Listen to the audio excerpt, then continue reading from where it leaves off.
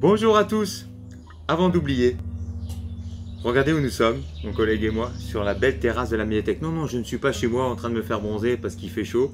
Venez profiter de ce cadre et de ce lieu ici à la médiathèque quand il fait chaud. C'est magnifique comme tout. Alors aujourd'hui, plein de choses à vous dire. Je vais commencer par ça, Play-Vans. Pourquoi Play-Vans? Parce qu'en fait, j'ai découvert ce groupe quand on fait des réunions d'acquisition, donc quand on fait nos commandes.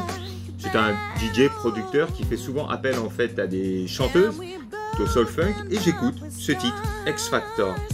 X Factor, souvenez-vous, c'était Lauryn Hill. Je me dis, mais c'est bien sûr, pourquoi ne pas parler de cet album monstrueux? Alors, je vous laisse d'abord découvrir la reprise de Play-Vans, X Factor.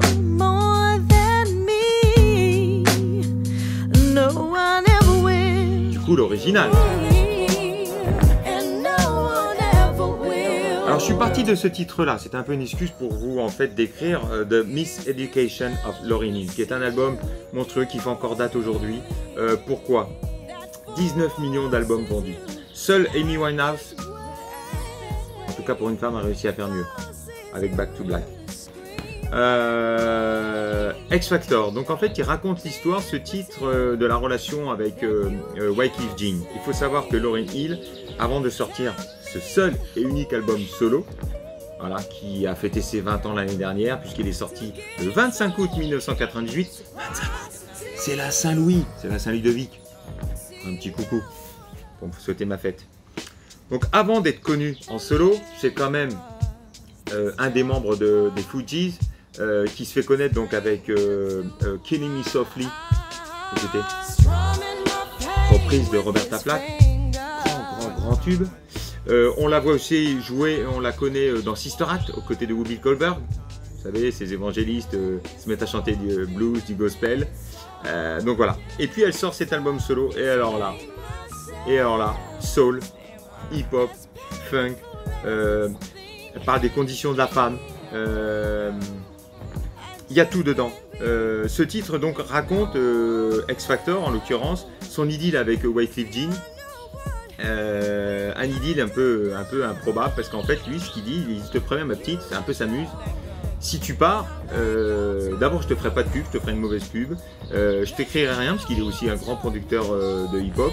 Et du coup, elle s'émancipe quand même à travers cet album où elle parle de la condition de la femme, elle parle de la féminité, de la sexualité, de la sensualité. Quand je dis sexualité, pas forcément celle où on s'attend, c'est-à-dire qu'elle casse tous les clichés justement des ghettos et de l'homme fort, costaud. D'ailleurs, elle le raconte aussi dans un titre où on retrouve le guitariste Santana, To Zion, où en fait elle enfante, parce qu'il faut savoir que cet album est enregistré en Jamaïque. Donc elle a un enfant avec un des fils de Bob Marley, et on lui dit non mais tu vas foutre ta carrière en l'air, avorte, et elle continue, elle se bat, elle garde cet enfant, elle l'explique dans To Zion. Donc cette histoire dans X Factor de cette idylle raconte tout ça en même temps, c'est-à-dire que c'est un combat de la femme qu'elle gagne, parce que du coup quand on voit la popularité de cet album, voilà, à l'époque il y a quoi, Missy Elliott, Queen Latifah qui sont des grandes reines du hip-hop, mais elle casse tous les codes parce que du coup il y a quand même du chant, je vous disais, de la soul, du funk et tout ça sur des rythmes hip-hop. C'est voilà, c'est 19 millions, je disais, d'albums vendus, plus de 400 000 albums vendus en une semaine, c'était du jamais vu. 10 nominations aux Grammy Awards à l'époque en 98-99, 5 victoires dont celui du meilleur album. On parle d'une femme qui fait du hip-hop, du jamais vu. Moi je vous conseille vraiment de réécouter cet album monstrueux. Dans un premier temps. Dans un deuxième temps assez rapide, donc je continue avec une femme. Donc là c'était vieil album, mais il ne faut pas passer à côté. Et là j'ai envie de poser donc le côté vintage, j'aime bien toujours le côté vinyle avec Yola. Yola en fait c'est Yolanda de son vrai nom, Yolanda Quarter ou Quaté. Elle se fait appeler pardon aussi Yola Quarter, elle a 35 ans. Elle vit à Bristol, donc en Angleterre, un quartier d'Angleterre, à côté de Londres, où elle vit dans une famille très pauvre. Et donc du coup, plutôt que de rester à l'extérieur, et justement il faut savoir qu'à cette époque-là, une afro-américaine, elle se fait foutre un petit peu d'elle et on se moque souvent d'elle. Et donc du coup elle se renferme chez elle à l'intérieur pour découvrir la collection de vinyles de ses parents, et notamment on va découvrir Aretha Franklin, Dolly Parton, Tina Turner, Mavis Staples. Il sort un super album d'ailleurs, Mavis Staples, produit et arrangé par Ben Harper, que je vous conseille vraiment.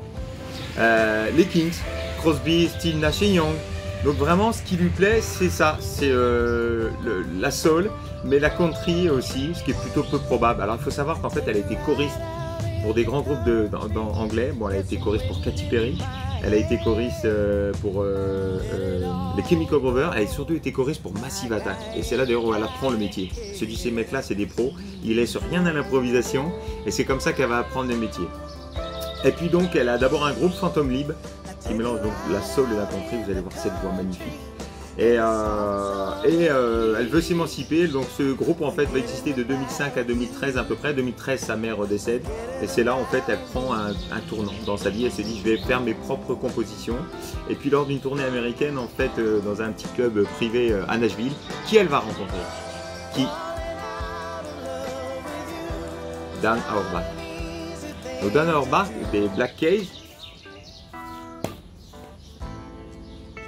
Oui, ils vont sortir, et ils sortent très bientôt un album, qui est un grand producteur, musicien, arrangeur, va lui concocter des soul, une musique soul et country à la fois, rétro. C'est à la fois très frais, très contemporain, mais et c'est vrai que du coup on a l'impression aussi d'avoir entendu ces titres des dizaines de fois, donc ce qui fait qu'on se les approprie très rapidement. Voilà pour donc on entend du banjo, des cordes, des cuivres, des guitares. Voilà, elle voulait une production un peu comme il avait déjà fait dans un parc avec Lana Del Rey dans son album en fait Ultra Violence. Donc on est dans un style un peu 60s, un petit peu comme Phil Spector ou tout ce qu'a pu faire la Stax à la poste. Yolanda, que je vous conseille.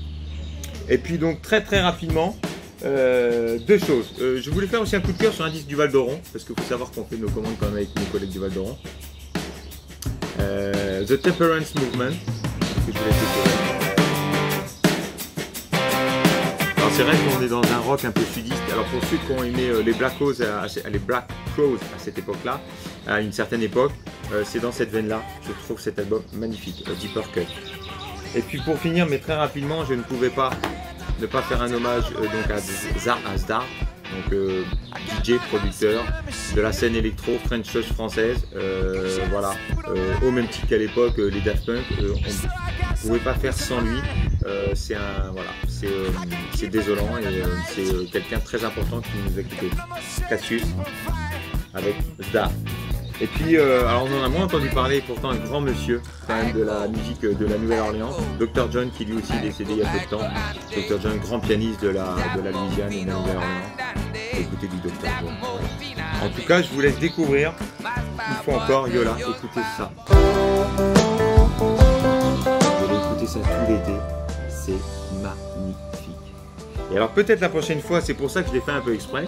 Je vous ai parlé de Dan Auerbach, des Black Keys, parce que j'ai dans l'idée que la prochaine fois je ferai, je pense, Black Keys contre Jack White et les Raconteurs et les White Stripes, donc Dan Auerbach versus Jack White versus Dan Auerbach.